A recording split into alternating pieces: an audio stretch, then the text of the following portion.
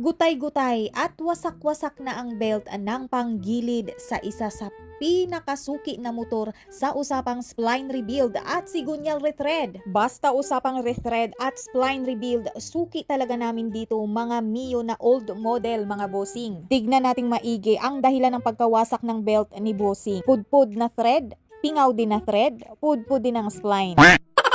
Basta ganito na nga ang senaryo ng mga sigunyal nyo mga bossing, asahan nyo nang wala ng hatak, wala ng arangkada ang inyong mga motor. Dumating nga si bossing na akay-akay ang kanyang Mio at ang sabi niya, "Bossing, inabot na kami ng sira sa daan.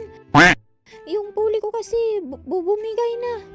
Baba makina kasi ang gusto nung isang nakausap namin. At wala din kaming budget para makabili ng bagong sigunyal."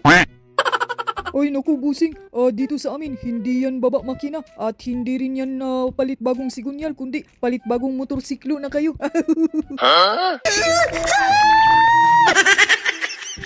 Si Suneo, hindi na mabiro. Mga bossing, biro lang yun. Dito wala talagang baba makina. Hindi rin kayo magpapalit ng bagong sigunyal. Kasi sa simpleng rethread, sa simpleng spline rebuild, ibabalik namin yan sa dating hatak ang inyong mga motor. Mas pinatibay pa ng TIG welding ang gagamitin dyan mga bossing. At pagkatapos nga ma-heat treatment, eto na agad ang bagong sigunyal ni Mio ni bossing. Ayan, na-rethread na, nawala na yung pingaw at pudpud na thread. Na-rebuild na rin natin ang pudpud na spline ni bossing. Testingin na agad natin.